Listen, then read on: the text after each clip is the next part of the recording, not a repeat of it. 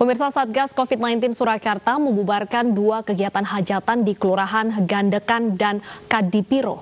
Kedua acara tersebut dibubarkan karena melanggar aturan pemberlakuan pembatasan kegiatan masyarakat. Ya, kita tetap mengikuti aturan protokol kesehatan. Tim Satuan Gabungan COVID-19 yang terdiri dari Satpol PP, polisi dan TNI membubarkan sebuah acara hajatan pernikahan di Kampung Penjalan Gandekan, Surakarta. Tim Satgas langsung membereskan kursi tamu padahal tamu belum menikmati hidangan.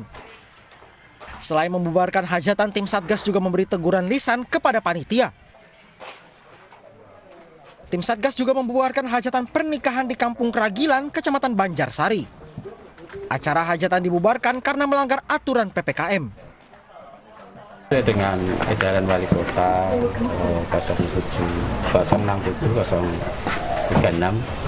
bahwa untuk kegiatan masyarakat sementara dibatasi, jadi khususnya hajatan itu tidak dibolehkan. Jadi masyarakat tidak boleh mengadakan kerumunan kaitannya dengan hajatan-hajatan.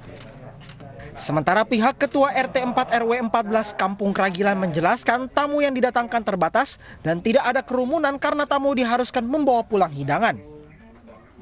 Dari Surakarta, Jawa Tengah, Septiantoro, iNews melaporkan. Pemerintah Provinsi Jawa Barat mengikuti kebijakan pemerintah pusat yang memperpanjang kebijakan pemberlakuan pembatasan kegiatan masyarakat atau PPKM hingga 8 Februari 2021. Ya, hal ini dilakukan karena melanggar aturan PPKM. Sejumlah kafe dan tempat hiburan di Bekasi dan Subang, Jawa Barat disegel petugas.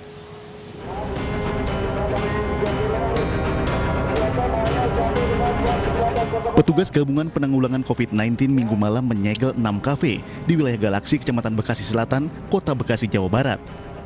Penyegelan sejumlah kafe ini lantaran pengelola kafe melanggar jam operasional aturan PPKM serta tidak menerapkan protokol kesehatan. Selain diberi garis polisi, puluhan bangku kafe diangkut Satpol PP untuk memberikan efek jera. Sanksi penyegelan berlaku selama 3 hari dan jika kembali melanggar aturan, pengelola kafe akan diancam pidana. Itu sebenarnya sudah mengetahui, namun mereka main kucing-kucingan. Dia matikan lampu, namun ternyata di dalam masih banyak pengunjungnya. Ada berapa banyak, Pak, tadi, Pak? Ada, kurang lebih tadi. Pelanggaran serupa juga terjadi di Subang, Jawa Barat. Ratusan pengunjung sebuah kafe di kawasan Pasir Karembi membubarkan diri dan pemilik kafe langsung memadamkan seluruh lampu saat mengetahui kedatangan petugas. Ironinya, kafe yang melanggar aturan PPKM ini dimiliki seorang pejabat eselon 3 di Pemkab Subang. Pemilik kafe berdalih, kafenya sudah tutup pemesanan sejak pukul 8 malam, namun para pengunjung masih nongkrong bertahan. Selain kafe, petugas juga menutup sebuah tempat karaoke yang melanggar jam operasional dan membubarkan para pengunjungnya. Diketahui bersama 6 provinsi lain, Jawa Barat kembali menerapkan PPKM tahap 2 selama 2 minggu sampai dengan tanggal 8 Februari 2021 untuk mengurangi gerak publik saat pandemi COVID-19. Dari Bekasi dan Subang, Jawa Barat, Rahmat Hidayat dan Yudi Heriawan Juanda, iNews melaporkan. Perpanjangan pemberlakuan pembatasan kegiatan masyarakat atau PPKM hingga 8 Februari 2021 ini berdampak bagi para pelaku usaha. Di Bandung, Jawa Barat, sejumlah kafe tampak sepi.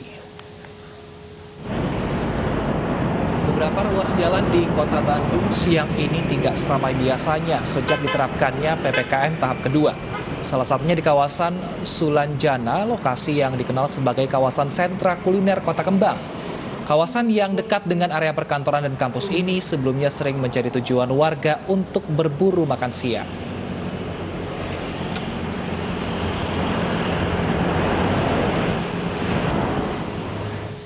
Kebijakan pemberlakuan pembatasan kegiatan masyarakat untuk regional Jawa Bali berdampak cukup signifikan terhadap berbagai sektor usaha.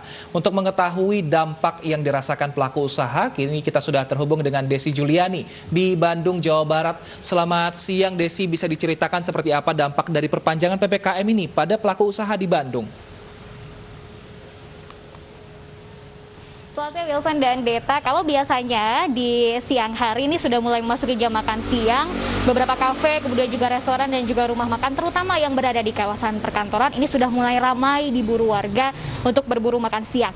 Tapi Tapi siang hari ini berbeda sekali, Wilson, Deta, dan juga pemirsa. Anda bisa melihat di sekitar saya, ini salah satunya adalah suasana terkini dari salah satu rumah makan yang berada di kawasan Jalan Sulanjana, Kota Bandung. Biasanya, meskipun waktu pada saat kemarin juga masih diterapkannya masa adaptasi kebiasaan baru, ada beberapa warga yang masih berkantor, yang atau mungkin hanya sekitar lewat kawasan Jalan Sulanjana, mampir singgah untuk hanya sekedar makan siang saja. Tapi setelah diterapkannya PPKM ini, seperti siang hari ini, tidak ada warga yang makan siang di tempat seperti itu, yang dine-in, dan tentu ini berdampak pada para pelaku usaha kuliner. Kita akan berbincang bersama dengan Kang Cevi. Selamat siang Kang Cevi, boleh bergabung bersama kita. Kang, sejauh ini apa sih yang sudah mulai dirasakan selama penerapan dari PPKM ini, Kang Cevi?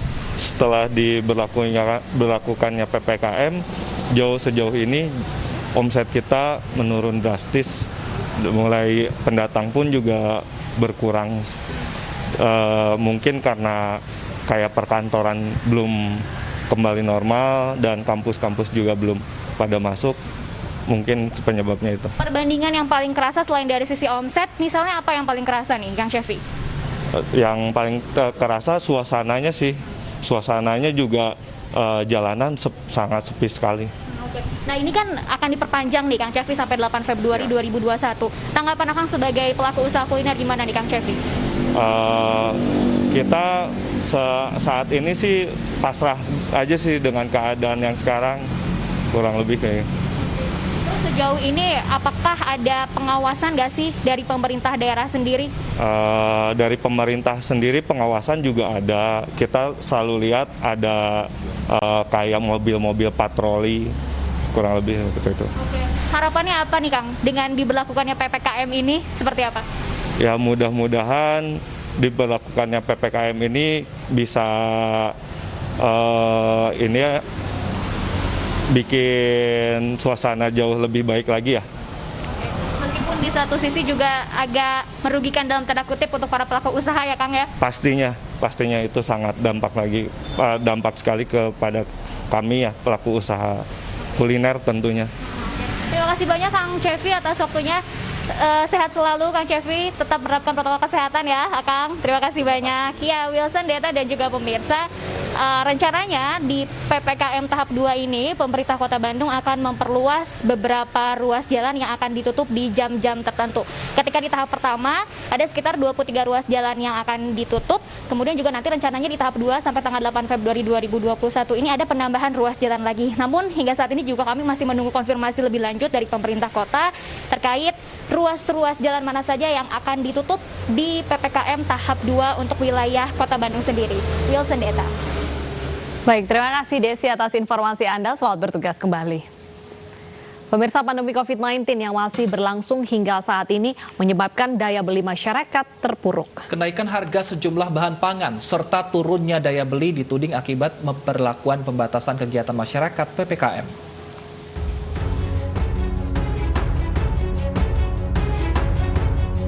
Pandemi COVID-19 yang telah berlangsung setahun lebih menyebabkan keterpurukan bukan hanya perekonomian masyarakat, namun juga hampir semua sendi kehidupan. Roda perekonomian masyarakat khususnya menengah ke bawah semakin terpuruk. Pemerintah harus cepat merespon rendahnya penurunan daya beli masyarakat dengan pengendalian COVID-19 dan percepatan vaksin COVID-19.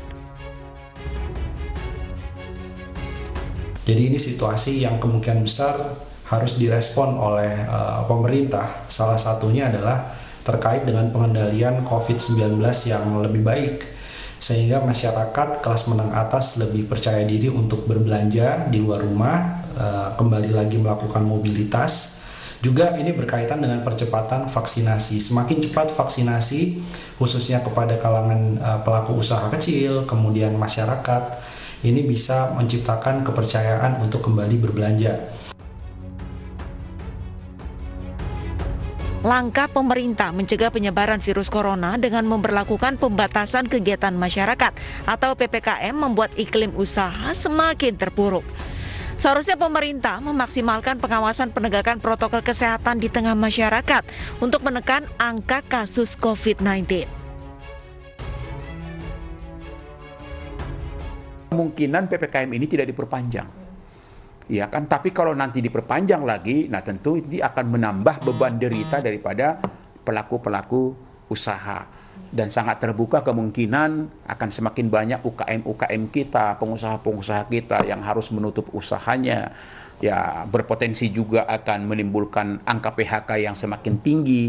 Nah, ini adalah merupakan tantangan dan kekhawatiran-kekhawatiran yang harus kita jawab. Namun demikian, kami memiliki suatu keyakinan bagaimana supaya vaksin ini betul-betul berjalan dengan baik, dengan sukses. Kadin Jakarta berharap kebijakan PPKM cepat dicabut dan pemerintah fokus pada efektivitas vaksinasi agar kesehatan kembali pulih. Untuk membangkitkan ekonomi, Sarman meminta stimulus bagi pelaku usaha juga dimaksimalkan. Tim Liputan, Ainis melaporkan. Guna menekan penyebaran virus corona di Indonesia yang makin menjadi-jadi, pemerintah memperpanjang pemberlakuan pembatasan kegiatan masyarakat PPKM Jawa Bali. Namun efektifkah kebijakan ini jika dilakukan sekarang? Dan kita akan membahasnya lebih dalam. Sudah bersama kami Pak Trubus Rahadiansyah, pengamat kebijakan publik. Selamat siang Pak Trubus. Iya, selamat siang Mas. Pak Trubus, diperpanjang lagi nih PPKM dan ini statusnya untuk Jawa Bali. Efektif nggak Pak ini kalau untuk sekarang Pak? Iya, menurut saya sudah tidak efektif lagi ya untuk menekan angka penularan, karena apalagi di dalam aturan yang baru ini itu ada kelonggaran, termasuk di dalamnya adalah mal dan restoran. Jadi yang lainnya kan masih tetap sama dengan PPKM sebelumnya. Tetapi pembatasan mobilitas ini ternyata kan tidak serta-merta diikuti dengan penegakan hukum ya, penegakan hukum yang ketat, tegas. Kemudian di lapangan itu banyak sekali pelanggaran-pelanggaran yang dimana kemudian disinilah penularan makin menjadi-jadi. Yang kedua juga pengawasannya yang sangat lemah. Pengawasan lemah di tingkat daerah pada umumnya karena keterbatasan SDM juga ya, Satpol PP-nya juga menyebabkan itu menjadi juga gitu ya. Artinya penularannya makin meningkat secara signifikan itu Mbak. Baik, Pak Trubus, berarti bisa dikatakan bahwa walaupun dengan nama PSBB ataupun juga PPKM ini tidak ada sesuatu yang baru yang bisa membuat pandemi COVID-19 ini segera teratasi ya? Iya, tidak banyak berpengaruh karena dulu PSBB kita berulang-ulang pun dari mulai PSBB ketat, PSBB transisi sampai PSBB skala komunitas dan mikro, proporsional dan sebagainya. Itu ternyata tidak memberikan pengaruh signifikan terhadap penularan karena tujuan kita adalah memutus mata rantai penyebaran COVID itu gitu, bukan persoalan di menekan mobilitas. Karena kalau menekan mobilitas pada akhirnya juga tidak banyak bermanfaat di lapangan karena dalam arti bahwa masyarakat pun tetap bermobilitas, beraktivitas sebagaimana sehari-hari. Nah, ini yang menyebabkan kenapa? Karena di satu sisi jaring pengaman sosial yang harusnya misalnya bansos ya, yang harusnya mencukupi kebutuhan sehari-hari bagi MPR, masyarakat berpenghasilan rendah, ternyata sudah tidak mencukupi lagi. Di satu sisi lain juga harga-harga yaitu naik terus, daya beli masyarakat turun, konsumsi rumah tangga memprihatinkan dan ini saving masyarakat juga sudah habis Mbak. Jadi tabungan masyarakat sudah habis. Jadi masyarakat itu untuk bertahan sudah nggak ada cara lain selain melakukan ya pelanggaran-pelanggaran itu. Dan saya khawatir ini justru akan menimbulkan kriminalitas yang makin meninggi kalau situasinya terus seperti ini. Karena apa? Karena pelaku usaha juga dirugikan terus-menerus, tidak mungkin bertahan, sementara industri-industri manufaktur maupun olahan juga mengalami kesulitan. Dan tentu di sini juga artinya harus mengalami PHK kan, artinya memutus pegawainya juga. Nah dari situ kemudian beruntun ke persoalan-persoalan di mana mobilitas masyarakat dihadapkan oleh situasi pengetatan-pengetatan yang menurut saya juga tidak berjalan sesuai dengan harapan gitu. Karena apa? Karena pada akhirnya ya sebenarnya yang paling efektif itu vaksinasi ini harusnya dijalankan secara efektif gitu loh di tengah wilayah-wilayah yang kategorinya merah gitu loh Mbak. Jadi kategori yang merah-merah itu misalnya kalau Banten itu kan Tangerang Raya, DKI Jakarta, kemudian Jawa Barat itu untuk Bogor, Bekasi, Depok dan ini Bandung Raya itu diperketat itu vaksinnya dipercepat gitu. Kemudian di Jawa Tengah juga seperti Surakarta Solo Raya, Surakarta Raya, Banyumas Raya, Semarang Raya. Nah itu juga dipercepat dan termasuk Surabaya Raya dan sebagainya. Jadi ini yang harusnya pemerintah segera melakukan tindakan cepat vaksin ini sehingga menekan angka-angka penularannya makin masif. Tapi kalau berharap dari kedisiplinan masyarakat agak sulit gitu, Mbak. Iya. Baik, Pak Trubus, dengan adanya pengetatan ini kan pemerintah juga memberikan bantuan suntikan dana seperti bansos seperti itu. Apakah ini tidak bisa membantu masyarakat untuk menahan diri mungkin di rumah ataupun juga membatasi mobilitas mereka? Ya, menurut saya karena jumlahnya sangat kecil, Mbak. Jadi bantuan itu kan sifatnya kan ada 3 tuh, bantuan sembako, bantuan tunai, dan bantuan yang lainnya ya. Nah, tetapi dalam prakteknya itu kan untuk tunai misalnya kan cuma 300.000 aja per kakak.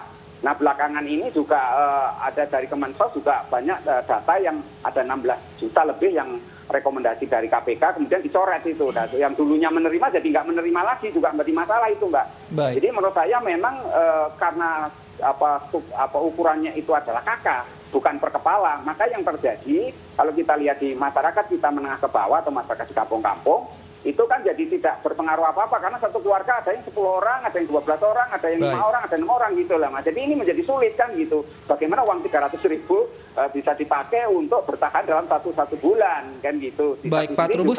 Situasinya sulit gitu. Ya. Jika tadi sudah telat katanya untuk menerapkan PPKM ini, lantas apa yang sebaiknya dilakukan pemerintah sekarang, Pak, untuk biar tadi masyarakat ekonominya bisa berjalan, tapi secara angka positif corona juga ini bisa diturunkan. Ini apa yang harus dilakukan pemerintah, beberapa poin saja, Pak?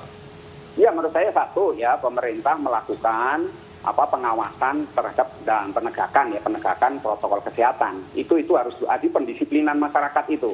Jadi masyarakat didisiplinkan dengan cara memberikan sanksi-sanksi dan pengawasan yang tegas gitu. Jadi itu yang pertama. Yang kedua, dan tentu di dalamnya ada kolaborasi antara pemerintah pusat dan daerah ditingkatkan lagi gitu, dioptimalkan karena masalahnya kan daerah ini banyak juga yang tidak patuh di berjalan sendiri-sendiri, pemerintah pusat juga ekosektoralnya sendiri, jadi ini menjadi sulit. Yang ketiganya menurut saya ini program vaksin kan sudah 10 hari ini baru tercapai sekitar puluhan ribu lah, harusnya kan bagaimana ini program vaksin ini bisa berjalan dalam waktu yang tepat ini seharusnya ya, karena kan ini sangat dibutuhkan oleh masyarakat, terutama untuk kategori merah tadi yang disebut di dalam PPKM itu gitu loh, Mas. Ini yang penting sekali karena kalau ini tidak diberlakukan secara tepat, ini akan menimbulkan penularannya sudah jauh lebih. Ini kan kita dihadapkan antara penanganan sama penularannya lebih cepat penularannya gitu loh, Mbak. Jadi masalah gitu. Baik, jadi dibutuhkan sebuah tindakan cepat walaupun terkesan terlambat tapi masih ada waktu bagi pemerintah untuk membaharui ataupun juga mengetatkan ya aturan terhadap protokol kesehatan. Terima kasih Pak Trubus atas informasi dan waktunya sudah bergabung bersama kami di iNews Siang. Pemirsa, gunungan sampah di tengah pemukiman warga Jaka Sampurna, Bekasi, Jawa Barat belum juga ditangani. Informasi selengkapnya kami hadirkan usai jeda, tetap bersama kami.